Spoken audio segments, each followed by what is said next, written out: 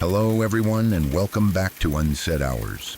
I know many of you listen to these stories to relax and slowly fall asleep. Before we begin, feel free to leave a comment and tell me where you're listening from tonight. If you enjoy these stories, please like the video and subscribe to the channel. Now get comfortable, take a deep breath, and let's begin. This is a diary, not a story someone made up. Not something written to entertain you, a diary, written by a real man, in real ink, on real paper, while he was still alive and still hoping he would stay that way. His name was Jonathan Harker. He was young, maybe 25 years old. He had a good job. He had a woman he loved waiting for him at home, a woman named Mina who wrote him letters and counted the days until he came back. He had a future planned, a house, a life. Everything arranged and ready. He was careful. He was smart. He was the kind of person who wrote things down because writing things down was how he made sense of the world. He wrote everything down. What you are about to hear are his own words, simplified so every single one of them reaches you clearly in the dark. His own account from the beginning of what happened when he traveled to a castle in the mountains of Transylvania to meet a client named Count Dracula. He went in thinking it was a business trip. He understood very quickly that it was not. Turn off the lights. Close your eyes. Settle into wherever you are. This is Jonathan Harker's diary, and it begins on the 3rd of May in a small town in Eastern Europe, where the people already knew something that Jonathan did not. Listen carefully. May 3rd. He had been on the road for 3 days by the time he wrote this first entry. 3 days of trains and coaches and rough roads through countryside that got wilder and stranger the further east he went. He was used to England, to London, to streets with names and buildings with numbers and everything, organized and rational and making sense. This was different. The roads here did not always have names. The mountains did not look like the mountains in the paintings he had grown up with. They were bigger and darker and more serious, the kind of mountains that do not care whether you find them beautiful. He wrote that the food was good, that the people he had met so far had been friendly, that the scenery was remarkable and that Mina would have loved to see it. He wrote these things in the cheerful, careful tone of a young man on his first big professional trip, determined to find everything interesting and nothing threatening. But then he wrote about the towns. Something was wrong in the towns, not wrong in any way he could point at directly. The streets were ordinary. The buildings were ordinary. The people went about their business the way people in small towns everywhere go about their business. But when he asked about his destination, when he said the name of the castle, when he mentioned Count Dracula, something happened to the people he was talking to. They changed. Not all at once, not dramatically.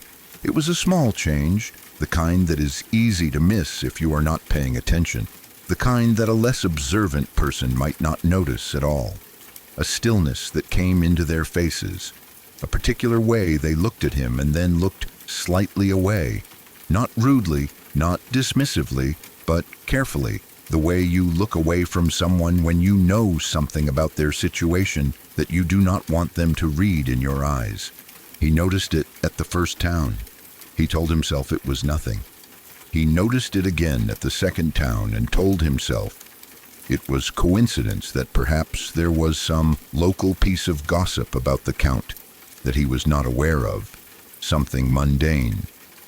By the third town he had stopped telling himself it was nothing because it was clearly not nothing. It was a consistent reaction. Every single person he asked, every innkeeper and coachman and shopkeeper, had the same response to the same name. The name sat strangely in the air when he said it.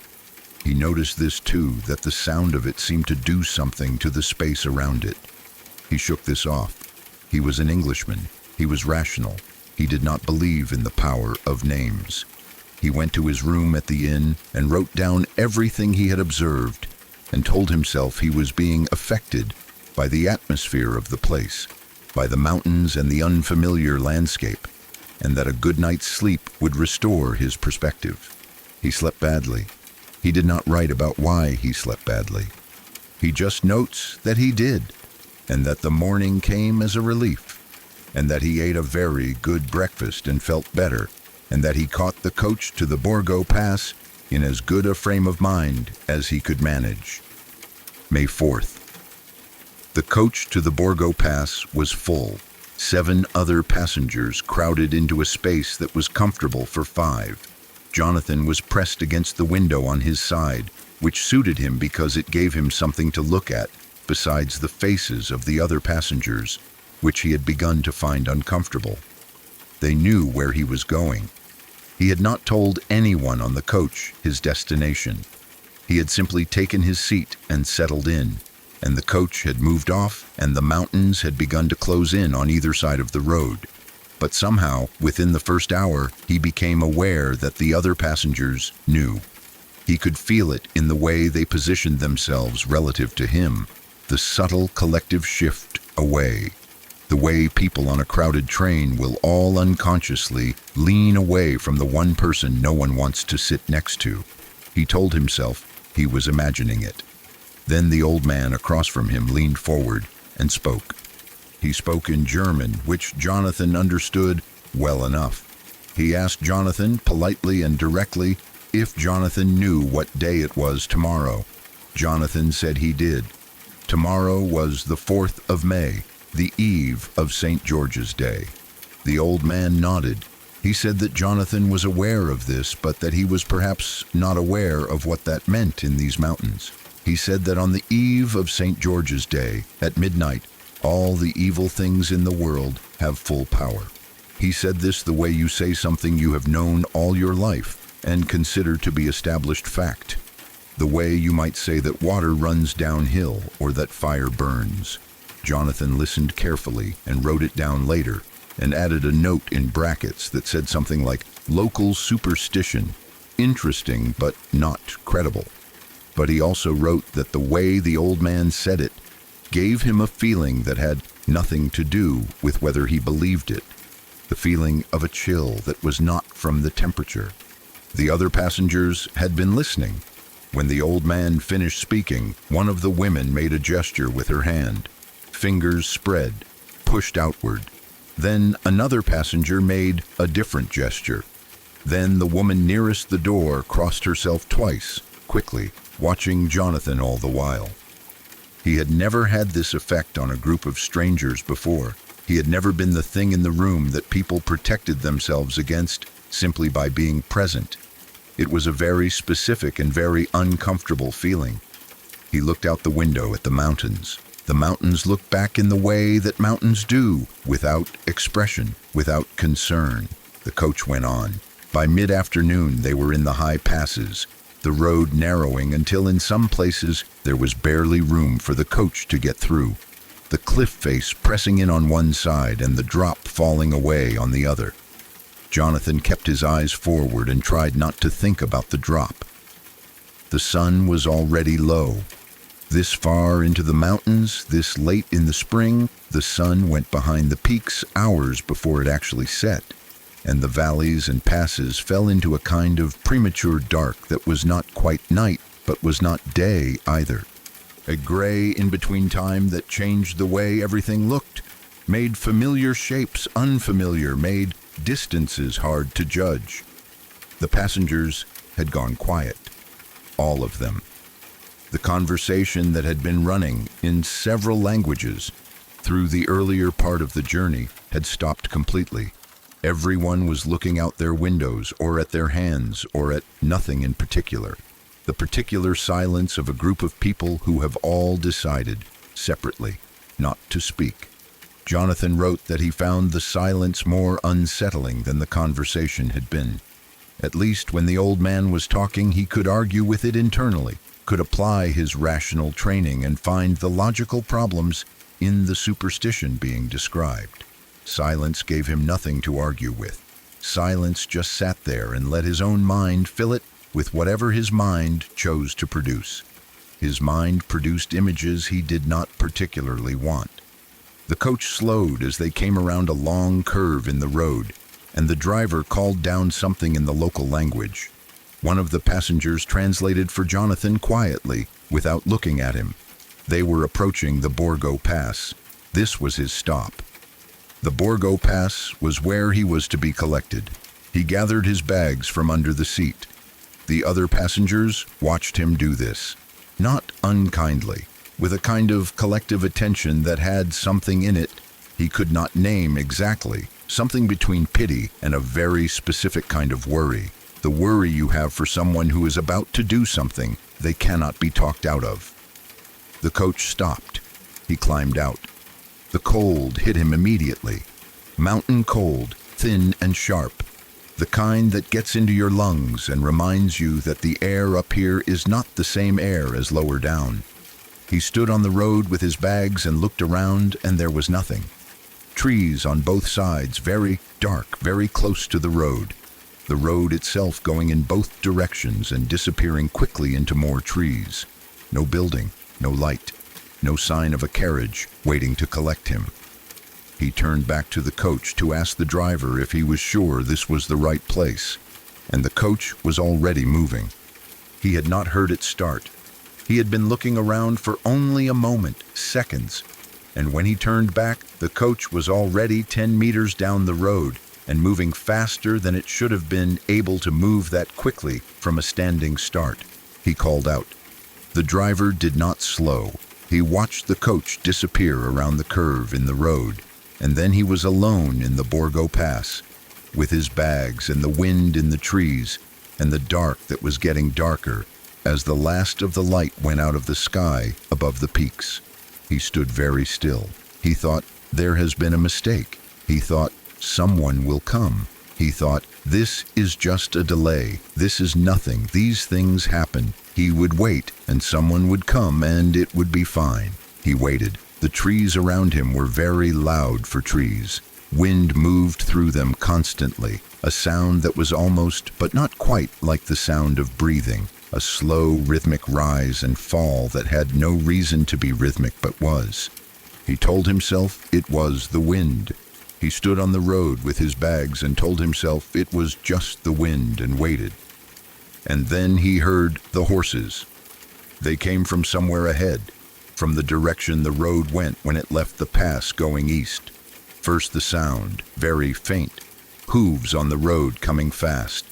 Then 2 points of light appearing between the trees, moving quickly, swaying with the motion of whatever was carrying them.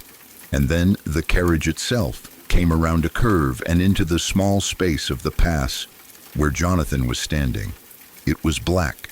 The carriage was entirely black, no color anywhere on it, not in the wood or the fittings or the curtains across the windows, just a solid unbroken blackness that seemed to absorb the light from the lanterns rather than reflect it.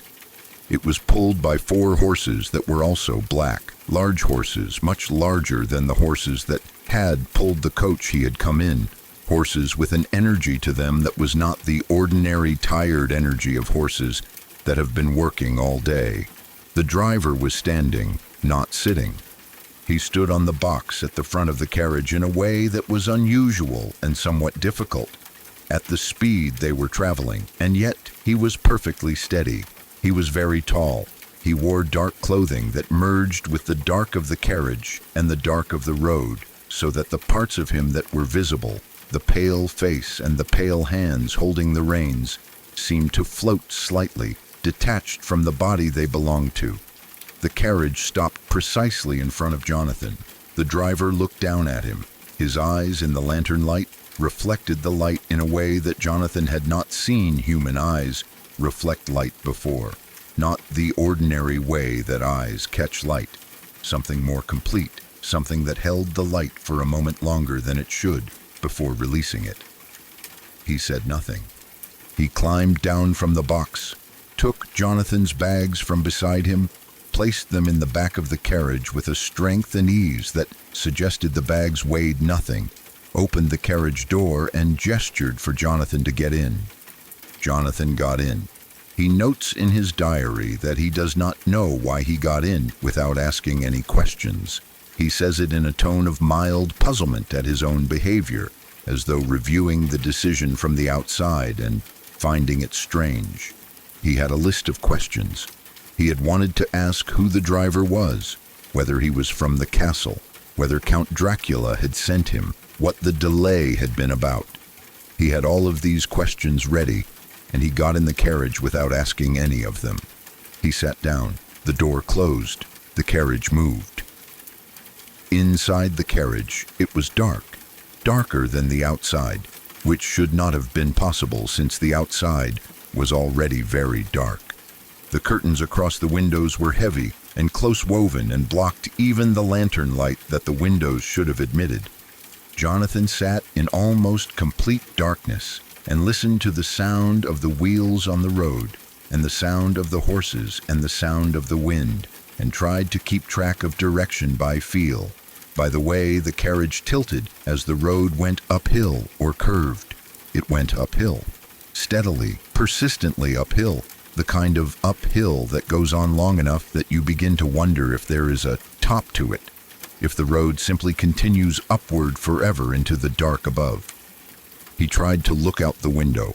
He moved the curtain aside and pressed his face close to the glass. He could see very little, just the road immediately beside the carriage and the darkness that began where the road ended, and occasionally, when they passed through a gap in the trees, the pale absence of sky above the peaks. And then, through that gap in the trees, he saw something that made him pull the curtain closed quickly and sit back and press himself against the seat. He had seen a face, not at road level, not where a person would be walking, high up in the trees on the hillside above the road, among the branches where no person had any reason to be, a pale face looking down at the carriage. Still, no expression, just looking. He had seen it for less than a second before the trees closed again and it was gone. He sat in the dark carriage and breathed and told himself it was a trick of light, that pale things in dark forests look like faces, that his eyes were tired and his nerves were bad, and the mind in this state produces things that are not there. He moved the curtain back. He looked out. There was another one, different tree, different face, same stillness, same quality of looking at the carriage, with a concentrated attention that had no innocence in it. He closed the curtain. He sat very straight in the dark, and he did not open the curtain again. The wolves started somewhere in the second hour of the journey. He had been drifting in and out of a shallow, not quite sleep, the kind that comes when you are exhausted but too afraid to fully let go when the first one started.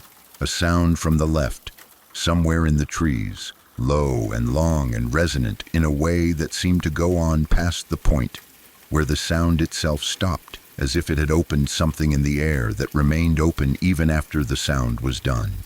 Then a second from the right, answering. Then a third further away, then two more close together, then a whole conversation of them on all sides, overlapping, building, a sound that Jonathan had heard described but had never actually heard before, the sound of wolves in number in the dark, and the description had not prepared him for the reality of it, for the way it filled up all the available space in the air and left nothing else. He expected the horses to panic. Horses panic at wolves. This is a known thing, a reliable thing, one of the few predictable reactions in the animal world. Horses smell wolves, and they run if they can, and they fight if they cannot, and they do not remain calm. These horses remained calm. They did not slow. They did not speed up in fear. They did not make the sounds that horses make when they are frightened. They simply continued at the same speed on the same road, as though the wolves on all sides of them were not a concern. And then the driver made a sound. Jonathan heard it through the roof of the carriage, a single sound that was not a word in any language Jonathan knew, not a shout, not a command in any ordinary sense. Something else, something that had a quality to it that made the small hairs on Jonathan's arms stand up, that made his body respond before his mind had time to process what it was responding to. The wolves stopped, all of them, at the same moment, like a sound being turned off with a switch. The silence that followed was the loudest silence Jonathan had ever heard. He sat in it and felt his own heartbeat and the carriage wheels on the road, and nothing else. And the nothing else was enormous. He wrote later in his diary, "I am trying to explain what that silence felt like, and I find I cannot do it justice. It was not relief. It was something worse than the wolves in a way, because the wolves were a known thing, a frightening thing, but a thing that exists in the world and has a nature that can be understood. The silence was not like that. The silence told me something about the driver, about his relationship to the dark and to what lived in it that I could not have been told in any other way." He held the cross around his neck. The carriage went on. He saw the castle for the first time as they came around a long bend in the road, and what he saw stopped his breath for a moment.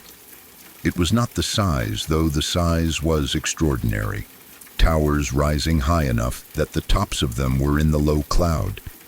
It was not the darkness of it, though the stone was almost black with age. It was the position. The castle did not sit on the mountain so much as emerge from it, as if the rock had produced it over centuries the way rock produces certain kinds of crystal. Slowly, under pressure, building something dense and sharp and permanent. The gates were open. He had thought about this later and found it significant. Gates like those in a castle like that should have required someone to come and open them. They were old iron, massive, the kind of mechanism that did not move easily or quickly. And yet they were standing open when the carriage arrived, fully open, as if no one had needed to do anything as recent as opening them for this particular arrival, as if his coming had been known and prepared for, with a certainty that predated his own decision to make the trip. The carriage went through without slowing, into the courtyard, and stopped. The driver climbed down and took Jonathan's bags and carried them to the great wooden door of the main building and set them down, and then climbed back onto the box, and the carriage moved away, and the gates, which Jonathan had not seen or heard anyone touch, began to close behind it. He stood in the courtyard. The courtyard was large and stone-flagged and cold, with the castle walls rising on all four sides, cutting off even the small amount of sky that had been available on the road. The wind came down through the towers above in a way that was channeled and directed, so that even standing in the middle of the space you could feel it coming from multiple directions at once, a confusion of cold that had nowhere logical to come from. He picked up his bags. He walked to the door. He raised his hand to knock. The door opened before he touched it. The man who opened it was not a servant. Jonathan understood this immediately without being told, the way you understand certain things through a combination of visual information that happens too fast to process consciously. The height, the way he stood in the doorway, filling it without crowding it, as if the doorway had been built to exactly his measurements. The quality of his attention, which was total and immediate, and not the attention of a person whose job is to open doors. He said "welcome" in English, and the word sounded like it had been in his mouth for centuries, worn smooth with use. He stepped back. He gestured. Jonathan came in. The door closed. He stood in a long hallway lit by candles in iron holders, mounted on the stone walls, and he looked at his host in proper light for the first time. And he noticed several things very quickly. The Count was old. This was the first and strongest impression. Very old, in a way that was slightly more than the visible signs of age usually convey, as if the oldness went deeper than skin and hair and the accumulated years. His hair was white and his long mustache was white, and his face had the lines of great age in it. His eyebrows were thick and dark, almost black, which was strange for a man so white in his hair. They nearly met in the middle, those brows, and they gave his face a quality of fixed concentration, as if he were perpetually thinking something through. His hands were cold. Jonathan notes this with a simple directness. He shook the Count's hand in greeting, and the hand was cold. Not the cold of someone who has been standing in a chilly corridor. Something deeper and more consistent than that. The cold of something that does not generate its own warmth. His grip was extremely strong, much stronger than it should have been for a man of his apparent age, stronger than most young men Jonathan had known, stronger in a way that was slightly frightening even in the context of a handshake. His teeth were very white and very even and came to sharper points than was usual. Jonathan wrote all of this down. He wrote it carefully, in the observational tone of a man who has decided that the most useful thing he can do is record what he sees accurately and without judgment. He wrote it, and then he wrote that he was not sure what to make of any of it, and that he was tired from the journey, and that everything probably seemed more significant than it was because of the hour and the unfamiliar surroundings. He was wrong about this.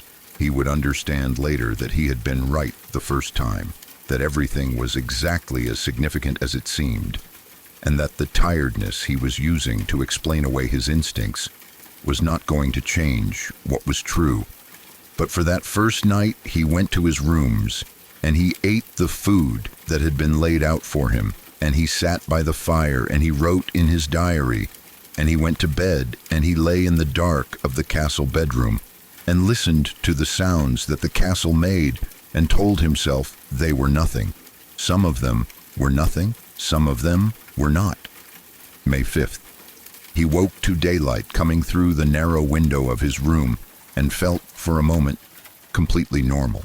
The light was thin and came from a specific direction and was real light, ordinary morning light, and for the minute or two between sleeping and being fully awake, he was just a young man in an unfamiliar room, tired from travel, not afraid of anything in particular. Then he remembered. The memory came back in the order things tend to come back in when they have been managed by sleep. The big things first, and then the details. The castle, the driver, the gates already open, the Count's hand, the temperature of it. He got up and washed and dressed carefully. He was a neat person by habit, and keeping to his habits felt important in this place, felt like one of the ways of staying connected to himself. He checked his papers, his legal documents, the things he had brought to do the work he was here to do. They were all in order. He had breakfast, which had been left for him, on the table in his sitting room. He ate it alone because there was no one there to eat with. He had not been told what the arrangements were, when he might expect to see the Count, what the routine of the household was. He was in a place with rules he did not know yet, which was uncomfortable in the specific way of a situation where the things you do not know might matter. After breakfast, he tried the door of his room. It opened. He went out into the corridor.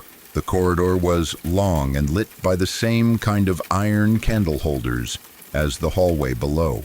No windows. The candles were burning, which meant someone had lit them recently, which meant there were other people in the castle. Servants, presumably, though he had not seen any. He walked along the corridor and tried the doors he passed.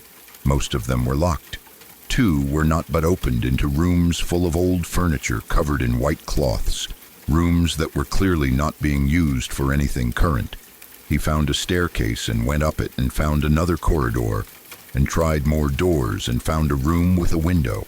He went to the window and looked out and saw the courtyard below and the mountains beyond the castle walls, and the sky above the mountains, which was pale and clear and entirely ordinary, the kind of sky that belongs to a normal world. He stood at the window for a long time and looked at the sky. The first real conversation with the Count happened that evening. Jonathan had spent the day trying to orient himself, mapping the parts of the castle he was permitted to move through, establishing in his mind the layout of the spaces available to him. He was systematic about this. He had a good sense of direction and a habit of noting landmarks, and he built a mental map as he went, careful and detailed. What he noticed in the course of this mapping was that the castle was very much larger on the inside than the outside had suggested when he arrived. Not slightly larger, substantially larger. He was an observant person who had looked at the exterior carefully on arrival, and the interior as he walked through the corridors and counted the rooms and noted the distances did not match what the exterior should have been able to contain. He wrote this down with a question mark. He wrote several things with question marks that day. At dusk, the Count appeared. The Count. Jonathan had gone back to his rooms and was working on the legal documents when the door opened and the Count was there. He had not heard footsteps. He had not heard the door handle turn. The Count was simply not there, and then he was standing in the doorway, asking pleasantly if Jonathan had rested well and whether he found the rooms comfortable. Jonathan said yes to both, which was not entirely true, but seemed like the correct thing to say. The Count came in and sat down, and they talked. This is where Jonathan begins to understand something important about his host. The Count was very intelligent. This was not the ordinary intelligence of a well-educated man. It was something older and deeper and more patient. The intelligence of something that has had a very long time to think about things and has been very thorough in its thinking. He spoke about history as though he had been present for it. He spoke about geography as though he had personally walked every road he described. He spoke about people, about what motivates them and how they behave in different situations, with a certainty that came from what seemed like direct and extensive experience. Jonathan found him fascinating. This disturbed him later when he thought about it, that he had found him fascinating. That across the table from something that was making every animal instinct in his body send up small, quiet alarms, his conscious mind had been engaged and interested and even charmed. He wrote about this with the tone of a person examining their own reactions from the outside, trying to understand how they had worked. He did not reach a conclusion he was comfortable with. May 6th. The morning was the same as the one before in its structure. Light through the narrow window, the moment of ordinary before memory. Breakfast, alone. He was shaving when it happened. He had his small traveling mirror propped on the window ledge, and he was working carefully with the razor, and he heard the door open behind him and saw in the mirror that the Count had come in. He turned to say good morning. Then he looked back at the mirror. In the mirror, he was alone. He stood very still with the razor in his hand and looked at the mirror. He could see the whole room in it, or the whole room visible from this angle, the window and the wall and the door and the space between them. He could see himself clearly. He could not see the Count. He turned around. The Count was directly behind him, close enough that Jonathan, turning, nearly put the razor into him. He was standing there looking at Jonathan with an expression that had not had time to arrange itself into its usual pleasantness. And for one very brief moment, Jonathan saw something in that expression that he could not name, but that made the razor feel very small and very inadequate in his hand. Then the Count said something polite about the poor quality of the castle's old mirrors, about how Jonathan should really have a better one, about how he would arrange for one to be found. Jonathan put his hand to his chin. He had cut himself a small nick from the start of the shaving, a little blood. He touched the cut. He looked at the Count. The Count's eyes went to the blood. Just for a moment, just a flicker. But the thing in them in that moment was not the ordinary mild concern of a person noticing that their guest has cut himself shaving. Jonathan wrote about this later at length, trying to describe it precisely. He wrote the word hunger and then crossed it out and wrote it again. He wrote that it was the wrong kind of attention for a small shaving cut, that it was attention that had weight to it and direction, that was focused in a way that normal attention is not focused, that had a quality he associated with very hungry things seeing food. The Count reached out and touched Jonathan's wrist. The cross under Jonathan's shirt became briefly, intensely warm. Not the warmth of his own body. Something from outside. A heat that was there for 1 second and then gone. The Count stepped back. He said he would see to the arrangements for a better mirror. He left.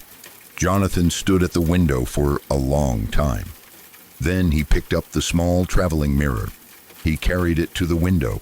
He looked at the view outside for a moment, the mountains, the ordinary sky. He threw the mirror out the window. He watched it fall. He wrote in his diary, "I have destroyed the mirror. I know this is an irrational thing to do. I cannot fully explain why I did it, except that having it in the room no longer felt safe, though I cannot say what danger I thought it represented. I am beginning to distrust my own reasoning. I am not sure if this is because my reasoning is failing me or because my reasoning is working correctly and telling me things I do not want to hear." May 8th. He had been in the castle for 5 days. 5 days was long enough to establish patterns, to understand which times of day felt safer, to learn the rhythms of the place. The Count was never present during the day. He appeared in the evenings, reliably, as the dark was coming down. He was pleasant and engaging and curious, always curious, asking questions about England and London and the streets and the trains and the patterns of ordinary life there. Jonathan answered these questions carefully, giving accurate information but watching how it was being used, building a picture of what the Count was building from the answers. The servants were invisible. He had evidence they existed, the food that appeared, the fires that were lit, the candles that were replaced.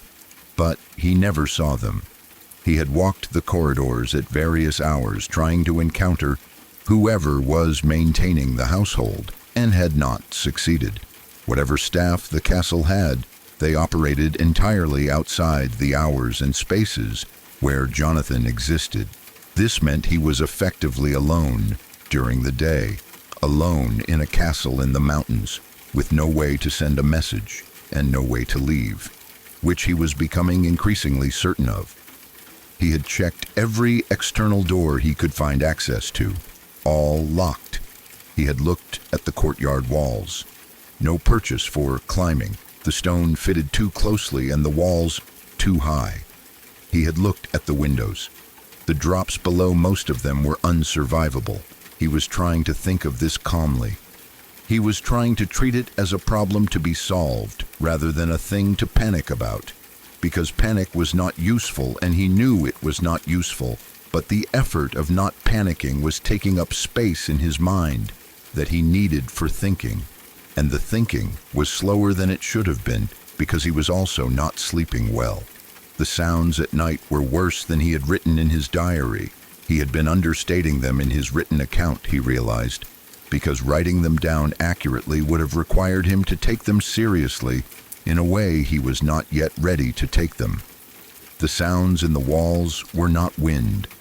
He knew what wind sounded like in old buildings, and this was not that. The sounds below his floor were not settling stone. They were too irregular for settling stone, too intermittent, too directional.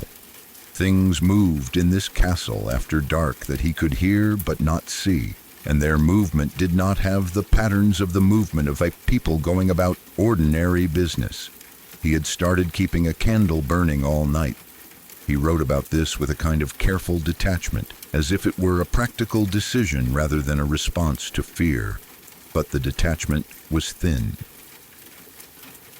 May 12th. He found the library. He had been looking for something to read, something in English that would give his mind something to do other than what it was doing, and in his explorations, he had found a room full of books that included an entire section in English. He had nearly cried from relief at the sight of familiar letters on spines. He sat down and looked through them, and what he found did not give him the simple comfort he had been hoping for. The books were all about England.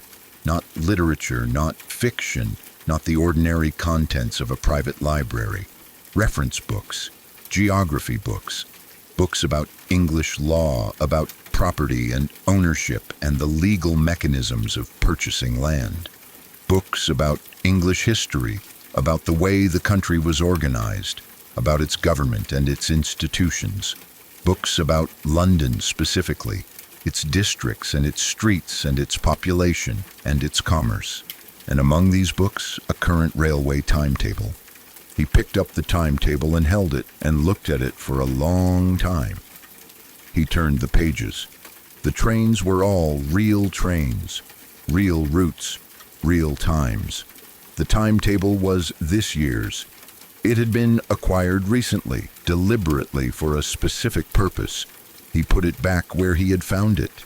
He sat in the library for a while longer, looking at the shelves, seeing what else was there.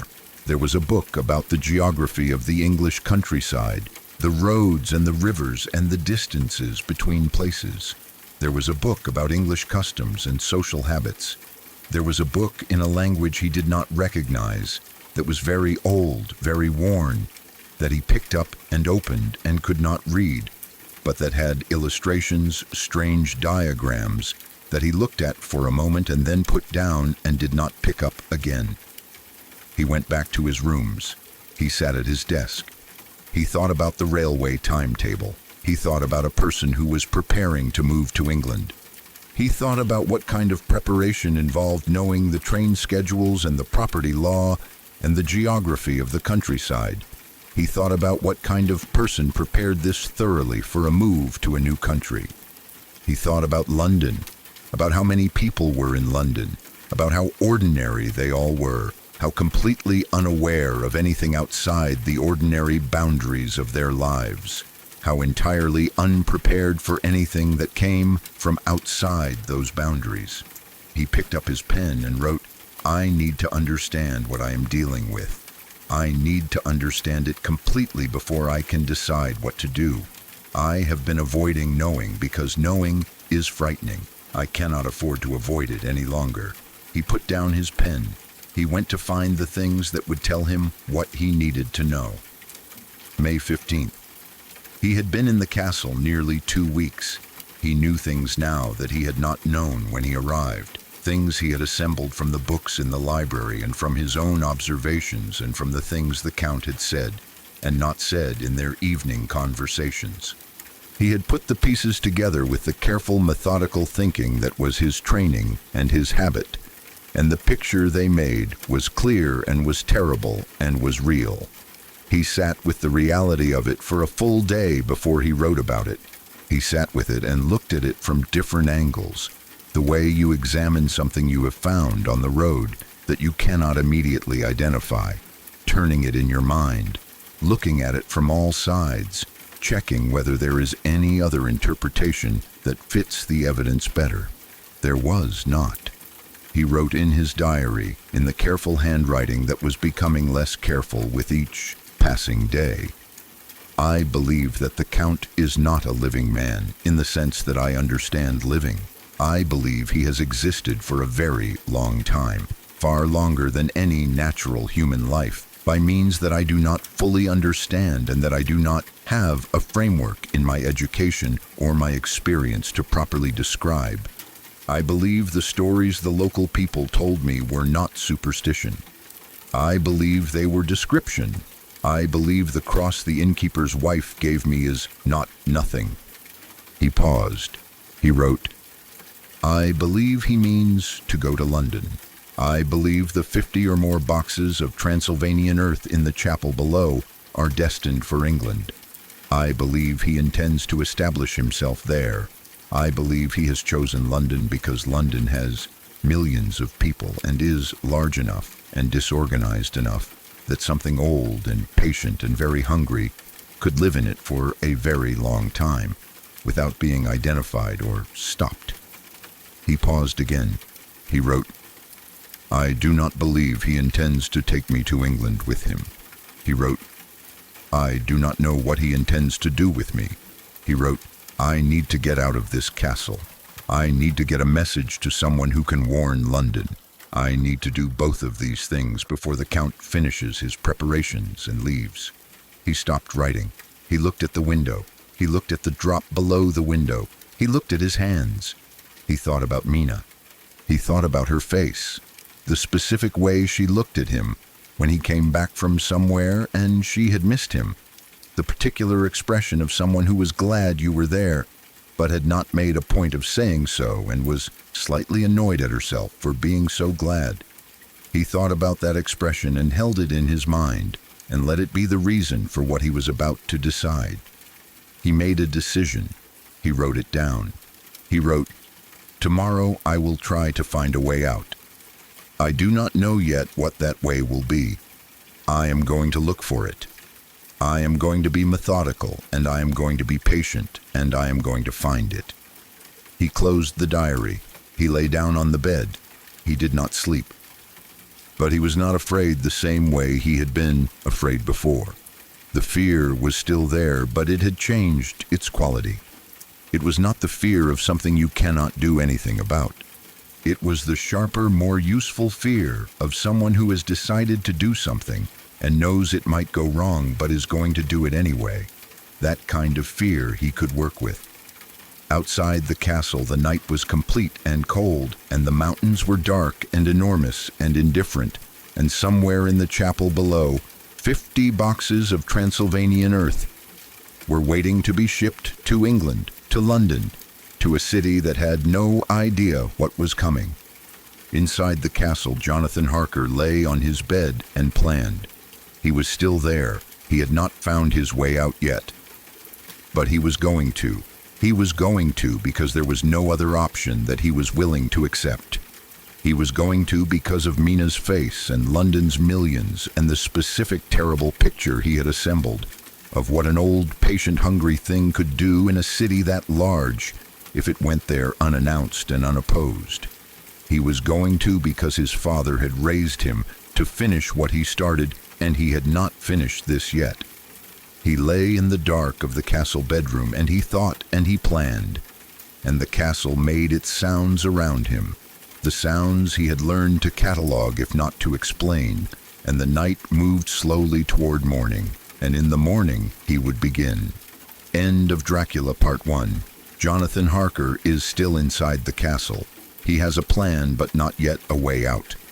He has knowledge now that changes everything, but knowledge alone does not open locked gates or shorten drops below windows. What happens next is darker than what came before. Part 2 of his diary will be here soon. For now, rest. You are not in a castle. You are not in the mountains.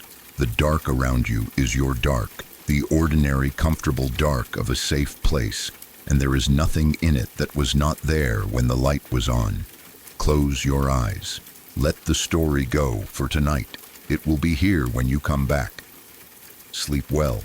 There is something specific about being afraid in a place that is very beautiful. The castle in the daytime was beautiful.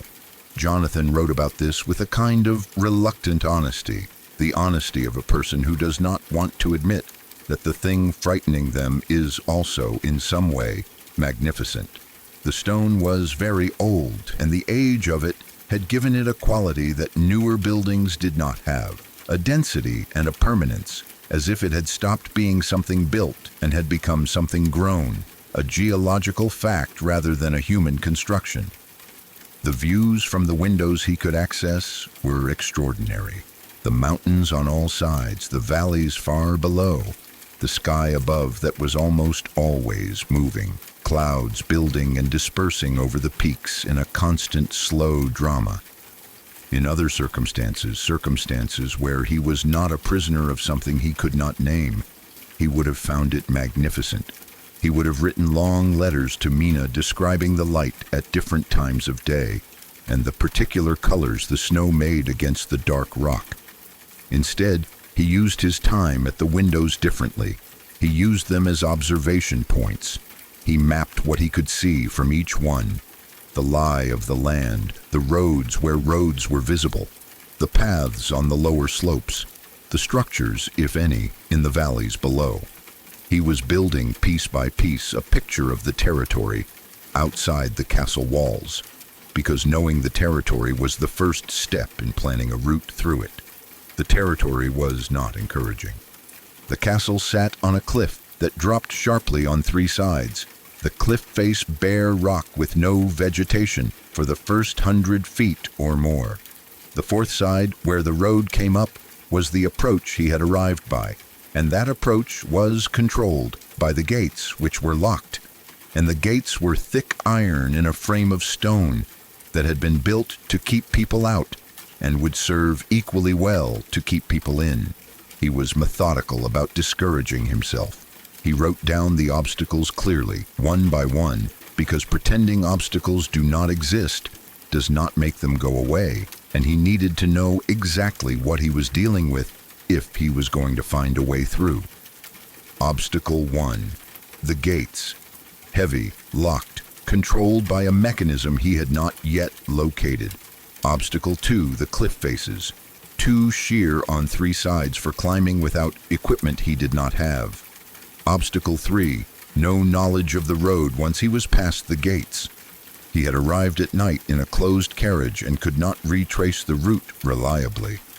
Obstacle 4. No money. He had some English currency that would mean nothing here and some local currency from the towns, not much.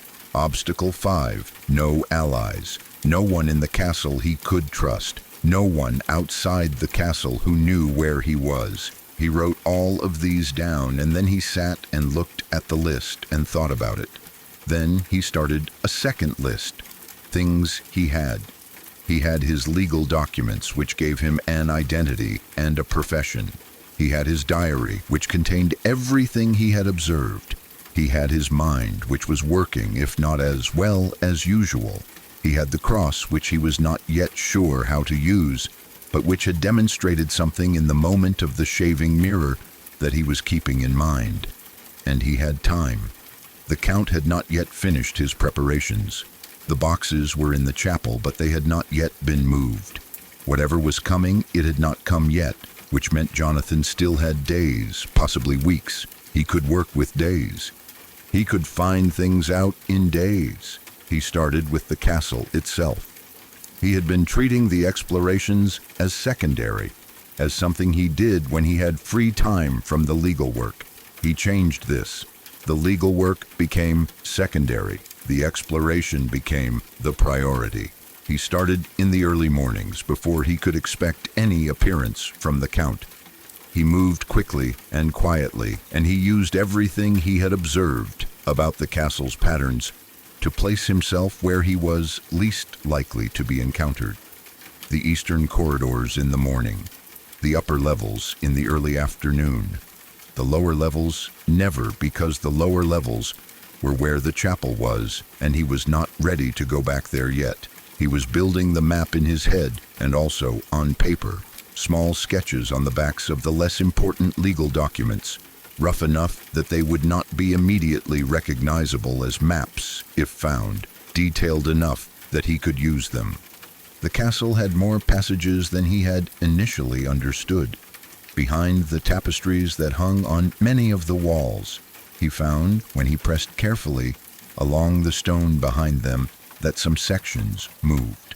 Not doors exactly, more like seams in the stone, where two sections of wall had been built at different times and had not quite met perfectly. Gaps large enough to press through sideways, leading to narrow passages that ran inside the thickness of the walls themselves. The walls of the castle were very thick, in places thick enough that a passage running through them was essentially a room.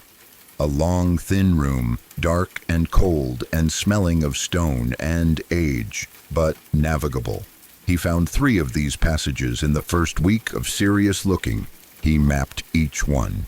He did not know yet where they went, but he followed each as far as he safely could, marking where they connected to other parts of the castle and where they ended, building the hidden geography of the place alongside the visible one. In the second week, he found one that did not end at a wall. It ended at a door. The door was old, much older than anything else in the passages, older even than the oldest sections of the castle he had seen. The wood was dark with centuries of damp, and the iron fittings on it were not iron anymore, but something between iron and stone, so completely converted by age and moisture that they had become part of the door rather than additions to it. He pressed on it. It did not move. He pressed harder. Nothing. He ran his hands over the surface, feeling for the mechanism, for whatever held it closed. His fingers found, eventually, a place where the iron had formed a latch of sorts, a bar that had frozen in position but that, under sustained pressure in a very specific direction, might move. He worked on it for 3 mornings, carefully, a little more each time, working the latch back by fractions, feeling it give slightly and then stick, giving it time, coming back, working it again. On the 3rd morning, it moved enough that the door swung inward slightly, just an inch, just enough to let in a thread of air that was different from the air in the passage. He put his face to the gap and breathed. The air smelled of outside, of rock and cold, and the specific outside smell that is not any particular thing, but is simply the smell of not being enclosed. He put his eye to the gap. He could see stone, a narrow ledge of stone, perhaps 2 feet wide, running along the outside of the wall at this level. Below the ledge, a drop, a significant drop. But the ledge was there, and the ledge was real, and the ledge meant outside. He closed the door gently and went back through the passage to his rooms and sat down and thought. He was not ready to use the door yet. He needed to know where the ledge went, whether it connected to anything useful, whether there was a way from the ledge to somewhere that led further out. He needed to do this without being seen from above or below, which meant doing it at night, which meant doing it in the dark on a narrow ledge above a significant drop. He thought about this for several days. He also thought about what he had been continuing to observe in the evenings with the Count, because the evenings had not stopped, and the conversations had continued, and the information being assembled in those conversations was becoming clearer and more troubling with each one. The Count's questions about London had become more specific. He was asking now about particular districts, about the East End and the docks and the places where large numbers of people lived in close proximity with limited oversight. He was asking about the legal mechanisms that would govern a foreign national's activities in England, about what was traceable and what was not. He was asking about how news traveled, how quickly an incident in one part of the city would be known in another. These were not the questions of a man planning a pleasant retirement in the English countryside. Jonathan answered as carefully as he could, giving what was true, but watching what he gave, alert to which pieces of information produced the most interest in the Count's dark eyes. He also began to observe something else during these evenings. The Count had a habit, when he thought Jonathan was not looking directly at him, of dropping the pleasantness, just briefly, just for a moment, when his attention was elsewhere, when he was looking at something across the room, or when Jonathan had turned away to find a document. In those moments, the face that was usually so arranged and controlled relaxed into something else. Not anything with a name exactly, more like what is left when everything performed is removed, what the actual thing looks like when it is not presenting itself as something more comfortable. Jonathan caught this look several times. He wrote about it at length, trying to capture it precisely. He wrote, "It is the look of something very old, looking at something very young, not with cruelty exactly, with a particular kind of patience, the patience of something that has been waiting a long time and knows it will not have to wait much longer." He did not like what this implied about his situation. He did not like it, and he kept observing it and writing it down, because even the things you do not like need to be understood if you are going to find a way through them. May 21st. He went out on the ledge. He chose a night when the moon was not visible, when the clouds were thick enough to make the dark as complete as possible, because complete dark on a narrow ledge above a drop was preferable to partial moonlight that might catch him and give him away. He pressed through the door in the hidden passage. He stood on the ledge. He felt the cold of the outside air hit him all at once, the mountain cold, and he felt the space below him without looking down. Felt it the way you feel a drop even before you see it, in the particular quality of the air and the silence. He pressed himself against the wall. He breathed. He began to move along the ledge, his back to the wall, feet testing each step before committing weight to it, hands flat against the stone behind him. The stone was cold and slightly wet, damp from the mountain air, and his fingers were cold quickly. He moved slowly, very slowly. He had given himself the whole night if he needed it. The ledge went to the left for about 20 meters, and then ended at a corner of the castle wall where two sections met. He went right instead. To the right, the ledge continued for much further, around the outer face of the wall, past two windows that he could see were dark inside, past a section where the stone of the ledge was narrower, and he had to press completely flat against the wall and move millimeter by millimeter, breathing very shallowly, not looking down. Past this section, the ledge widened again and continued to a place where the outer wall met a lower section of the castle, a part that was older and less high, and here the roof of the lower section was accessible from the ledge, a drop of about 6 feet that could be managed. He climbed down. He was on a roof, an old roof, stone-flagged, sloping slightly. He crossed it carefully and found that at the far end it was accessible to another section of wall, lower still, and from that wall to a part of the castle that connected to the cliff itself, where the rock of the mountain and the stone of the castle met and blended into each other. And here, in the meeting of rock and stone, he found a way. Not an easy way, not a safe way, a crack in the cliff face that was not quite a path, but could be used as one by someone who was very careful and had decided that the alternative was worse. He tested it for a short distance, just enough to establish that it was real, that it went somewhere, that the rock was solid enough to bear his weight. Then he went back the way he had come, back up to the ledge, back through the door, back through the passage, back to his rooms. He sat on the edge of his bed and his hands were shaking slightly, and he let them shake, and then he picked up his diary. He wrote, "I have found a way. It is not a good way. It is possible that I will not survive it, but it is a way, and having it changes everything, because before tonight I was here because there was no way out, and now I am here by choice, by the choice to wait until the right moment, until I have done everything I can do from inside this place before I go." He wrote, "The right moment is not yet, but it is coming." He closed the diary. He lay down. He slept, for the first time in many nights, with something approaching real sleep. Not because anything had changed in the castle or in his situation, because inside himself something had shifted. The shift from powerless to choosing, which is the most important shift a person can make when they are in difficulty. He had a way. He would use it when the time was right. Outside the castle, the mountains were dark and enormous, and the wind came down through the passes and moved the cold air around the old stones, and the castle sat in its position on the cliff, the way it had sat for centuries, permanent and patient, holding what it held.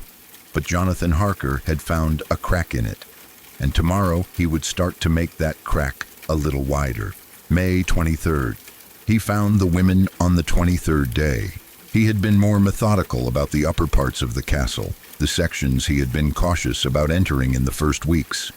Caution had been reasonable when he had not yet established the layout of his permitted areas, when he did not yet know the patterns well enough to move with confidence.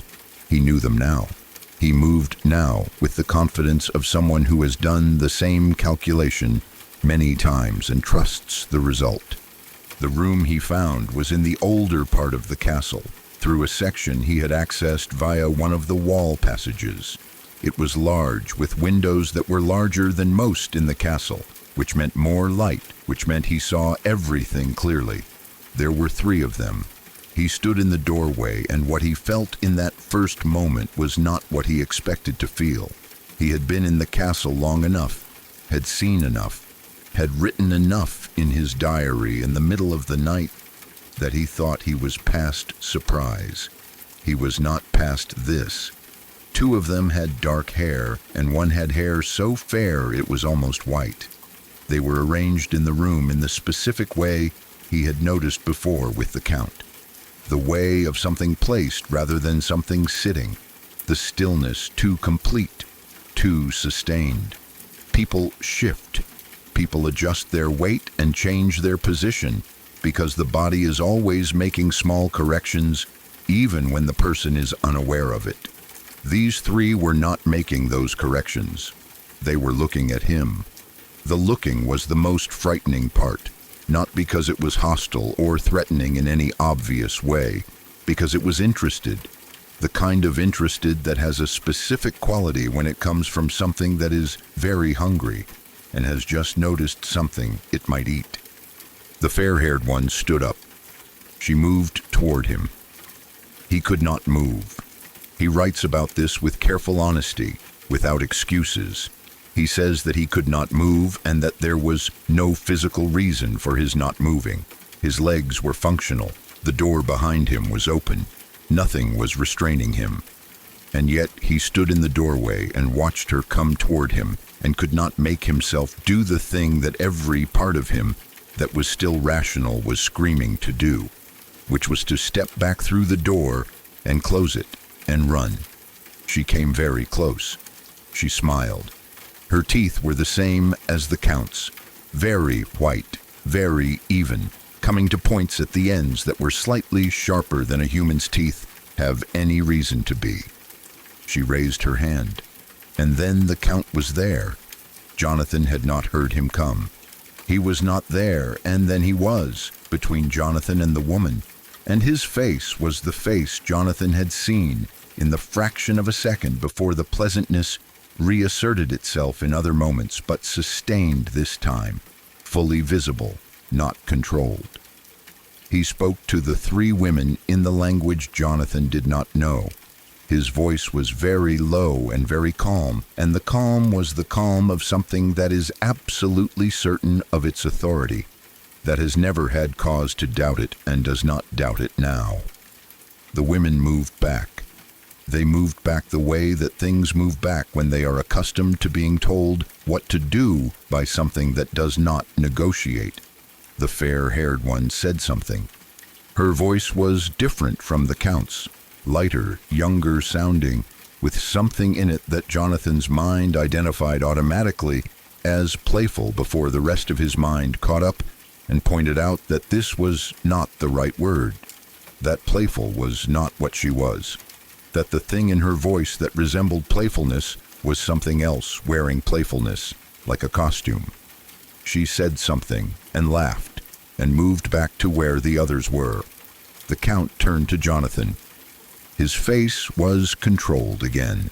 The pleasantness was back, fully reassembled, not a crack in it. He said something about how Jonathan had clearly taken a wrong turn, that this part of the castle was old and confusing, that he really should stay to the areas they had discussed. He said all of this in a tone of mild, friendly concern. Jonathan said he had gotten lost. He said it and he tried to make it sound like the truth. The Count looked at him for a moment, then he smiled and led Jonathan back to the familiar part of the castle and said goodnight and left him at the door of his rooms. Jonathan went inside. He locked the door, which he knew was not adequate, and did it anyway. He sat at his desk. He did not write for a long time. When he finally wrote, he wrote it all down, everything he had seen, and at the end he wrote, "There are 3 of them. They have been here, I think, for a very long time. I do not think they can leave without the Count's permission, any more than I can leave without his permission. The difference between them and me is that they are not looking for a way out." He wrote, "I need to be out of this castle before he leaves for England. Whatever he intends for me, I do not want to be here when the castle is empty of everything, except those 3 and whatever else lives in the parts of it I have not reached. He put down his pen. He thought about Mina. He thought about London. He thought about the crack in the cliff face that he had tested at night, the way it went down toward the valley, the way it had felt under his hands and feet, the way it had felt like possibility. He would go soon. Not yet, but soon. May 25th.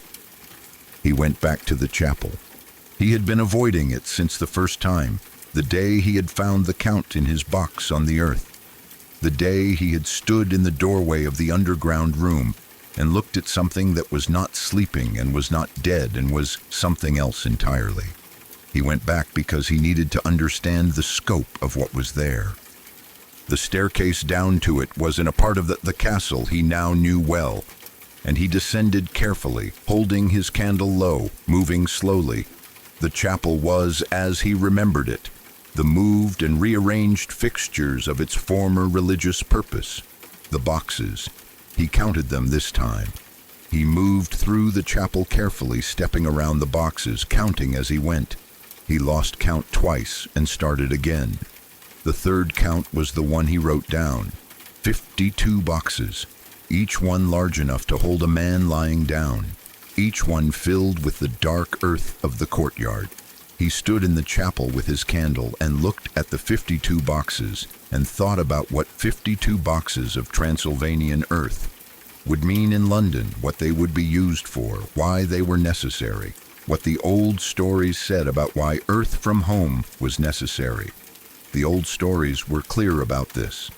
He had read them in the library, in the books about local folklore that he had found on the English language shelves, books that the Count had presumably put there because he was studying everything about the world he was moving to, including what that world believed about things like him. The earth from home was necessary. It was the place where the thing could rest, the place that was safe for it, the place where it could be what it was without the danger of being caught in the wrong place when the light came. 52 locations in London, 52 places where the Count could rest, spread across the city, so that no single discovery would eliminate all of them. He had been planning this for a long time. Jonathan stood in the chapel, and the candle lit the boxes in the low orange way that candles light things, making everything look as if it were happening long ago. And he felt the full weight of what he was inside, what he had walked into, what he needed to get out of and warn people about. He went back upstairs. He went to his room. He picked up his pen. He wrote for a very long time. See, the days after the chapel were different, not in any way that would have been visible from outside. He still worked on the legal documents. He still had his evening conversations with the Count. He still kept to the patterns he had established and observed and learned. From the outside, from whatever perspective the Count was observing him with, which was probably more complete than Jonathan had initially assumed, nothing had changed. But inside something had settled. He had been afraid in the shapeless way that comes before understanding. Now he understood. The fear was still there, but it had shape now, and shape made it manageable, made it something that could be worked around rather than simply endured. He knew what he was afraid of. He knew what it was trying to do. He knew what needed to happen. He needed to get out. He needed to find a way to send a message before he could get out, or at the same time, because getting out without leaving a record of what he knew served no one except himself. And there were 52 boxes of earth being prepared for London. He thought about this for several days. He wrote letters. Not letters he could send, not yet, but letters he wrote as if he were going to send them. Letters to Mina and to his employer and to the people in England who would need to know what he had found. He wrote them clearly and carefully, and he put everything in them, everything he had observed and everything he had concluded and everything he believed was coming. He folded them and put them with his diary. If he did not get out, at least the letters existed. If he did get out, he would have them with him. He also thought about the Count's correspondence. The Count sent and received letters. Jonathan had seen letters on the writing table in the room he was not supposed to be in. He had also watched the Count, on 2 occasions, give what appeared to be letters to someone who was not a servant, who came to the castle at an hour when Jonathan would not normally have been awake, and whom Jonathan had seen only briefly through the narrow gap of his window, a figure in the courtyard below who was not quite right in the way they moved. He had not written this in his diary yet. He was still deciding what to make of it. He made himself write it. He wrote, "I think the Count is in correspondence with someone in England already. I think the preparations are further along than I had understood.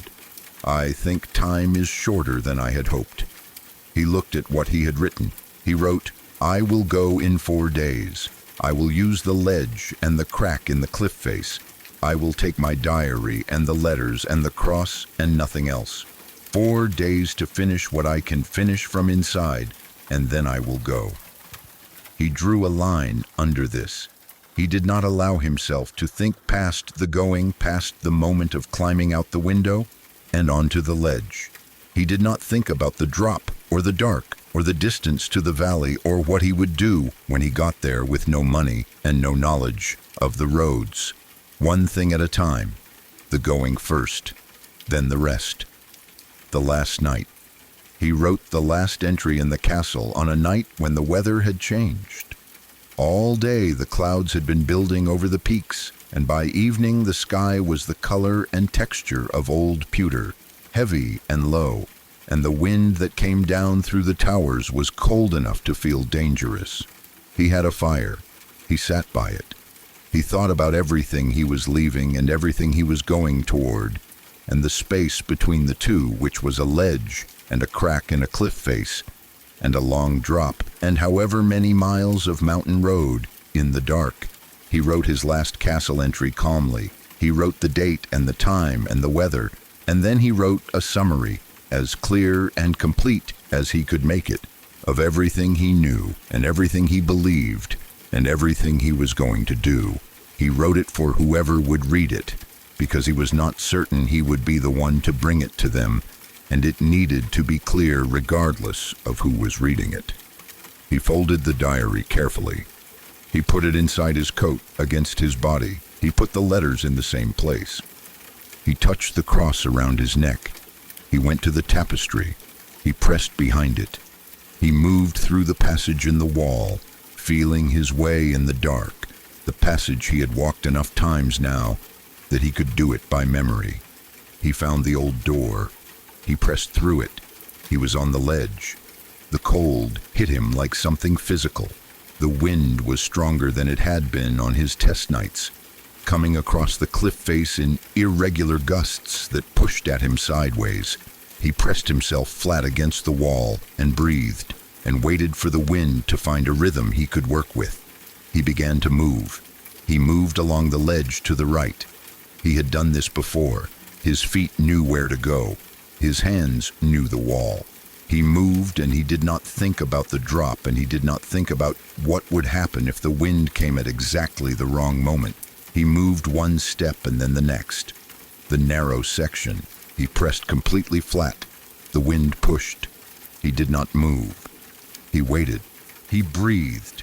He moved through the narrow section, a centimeter at a time. He was through.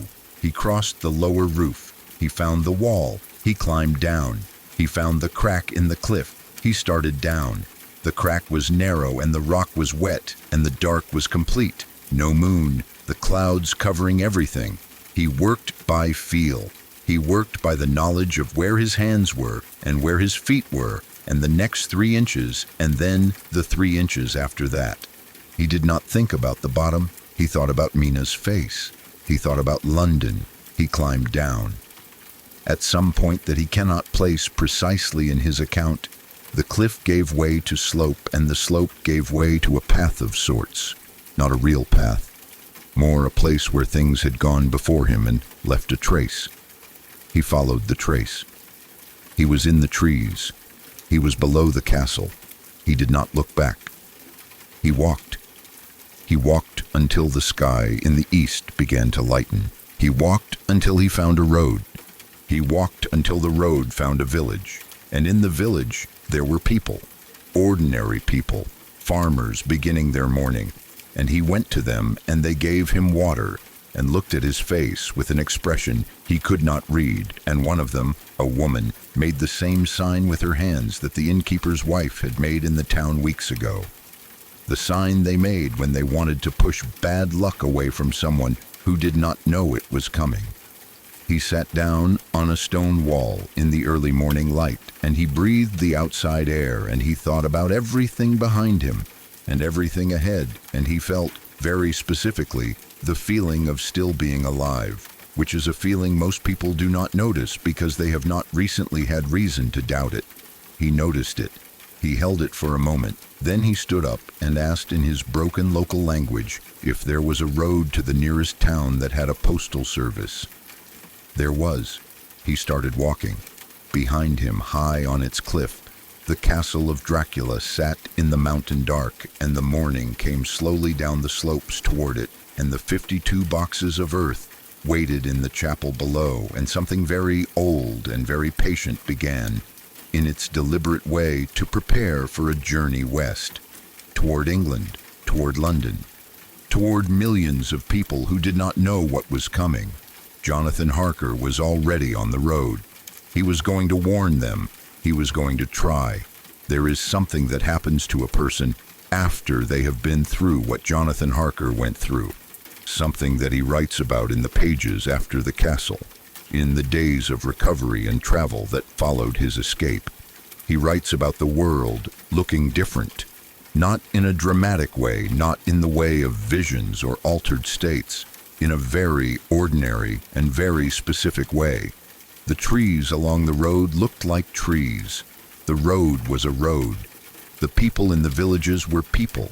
All of this was exactly what it had always been. And yet he moved through it differently than he had before, with an attention and a gratitude that he had not previously had, because before the castle he had not known that these things required gratitude, that ordinary life was something that could be taken away, that the road and the trees and the people on it were not guaranteed. He knew it now. He wrote about the first meal he ate after getting out in a small inn in a town 3 days from the castle. Simple food, bread, and something hot, and some kind of local wine. He sat at a table among other people who were eating their meals and talking about ordinary things, and he ate his food and looked at the room and felt something he could not name, but that he writes about with the care of someone who wants to get it exactly right. He writes, "I think it is something like being returned to yourself, like being handed back a thing you did not know you had until it was gone, and then finding it in your hand again and understanding for the first time what it is. I am sitting in a room eating food, and the room is warm and the food is warm, and no one in this room is looking at me the way things look when they are deciding whether you are useful or whether you are food. I had not understood before 3 weeks ago how much of ordinary life is this, the not being looked at that way, the safety of the unremarkable." He sat in the inn and ate his food and wrote in his diary, and the diary was becoming something different from what it had been when he started it. At the start, it had been professional, careful, the record of a young lawyer on a business trip. What it had become was something more personal, more necessary, the account of a person who had understood something important about the world and needed to get it down before the understanding faded, before the ordinary world reasserted itself and made the extraordinary seem impossible again. He knew the ordinary world would try to do this. He knew because he had already felt it starting, the gentle pressure of the daylight and the ordinary road and the ordinary people to reframe what he had experienced, to find rational explanations, to suggest that what he had seen could be accounted for in other ways. He had resisted this pressure carefully. He had gone back to his diary each time and reread what he had written in the castle, the observations made with clear eyes in the moment, and held on to those observations as more reliable than any reframing that had come after. What he had seen, What he knew, he knew. He thought about Mina constantly in those days of travel, not just with longing, though the longing was there, consistent and aching in the way of something you have been away from longer than you intended, and under circumstances that made the absence harder. He thought about her practically too, about what he was going to tell her, about how to explain what had happened in a way that she would be able to receive, that would not make her think he had lost his mind. He had thought at various points inside the castle that perhaps he had lost his mind. It was the most comforting explanation available in a way. If he had lost his mind, then none of it was real. And if none of it was real, then there was nothing coming. No threat, no danger. No 52 boxes of Transylvanian earth being shipped to England. He had tested this explanation carefully, the way he tested everything, against the evidence. The evidence did not support it. The shaving mirror was gone because he had thrown it out the window and he had heard it hit the stones below. The cut on his chin was real. The cross around his neck had done something in the moment of the Count's hand on his wrist that had nothing to do with heat from his own body. The women in the room were real. The boxes were real. He had sat among them and counted them 3 times. He was not crazy. He was a rational young man who had encountered something that his rational framework had not previously included and had updated his framework accordingly. This was, he told himself, the correct response. This was what rational people were supposed to do when evidence exceeded their existing models. Update the models. His updated model was deeply uncomfortable, but it was supported by the evidence and he was going to act on it. He was going to warn people. He was going to get back to England and he was going to find the right people and he was going to tell them what was coming and he was going to insist that they take it seriously, which he knew would be the hardest part, the insisting, the being believed. He thought about how he would approach this. He needed to be credible. He needed to present what he knew in a way that was organized and clear and supported by documentation, because the documentation was what would make the difference between being listened to and being dismissed as a man who had been alone in the mountains too long and had frightened himself. He had his diary. He had the letters he had written. He had his own clear memory and his professional reputation and the cross around his neck and the cut on his chin that was still healing. It was not much. It was what he had. He would make it enough. The journey back to England took weeks. He does not account for all of it in the diary. There are gaps, days where he wrote nothing, which he explains in a later entry as days where he was not well, where the accumulated exhaustion and the aftermath of the fear caught up with him in the ordinary human way that these things do when the immediate crisis has passed, and the body finally allows itself to feel what it has been holding off feeling. He was sick for a while, not dangerously sick. The kind of sick that is the body's method of processing something the mind has been managing without adequate help. He slept a great deal. He ate when he could. He kept moving west, toward home, because keeping moving was the one thing he had committed to, and he did not break it. He wrote to Mina. A real letter this time, from a town where there was a proper postal service, where he could be confident the letter would arrive. He did not tell her everything. He could not, in a letter, tell her everything. He told her he was coming home, that he had been ill, that the trip had been more difficult than expected, that she should not worry, that he would explain everything when he got there. He sealed the letter and sent it. He sat in the postal office after and thought about all the things the letter did not say, and decided they could wait until he was home and could say them in person, where he could see her face and know immediately whether she believed him and adjust accordingly. He missed her face. He missed the specific expression she made when she was listening carefully and thinking hard, the slight movement of her head, the focus in her eyes. He had been without that face for too long. He was ready to have it back. He kept moving. He crossed back through the mountains and the countries and the miles of road and railway that separated Transylvania from the Channel, and the Channel from England, and England from the specific street and the specific house and the specific woman who was waiting for him in it. He got there. He came home. What happened after he got home? What he found there? What was already in motion?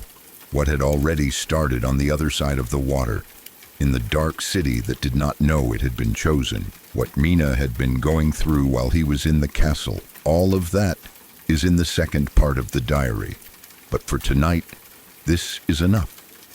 Jonathan Harker went into a castle in the mountains of Transylvania. He went in a practical young man who did not believe in old stories. He came out knowing that old stories are sometimes not stories at all.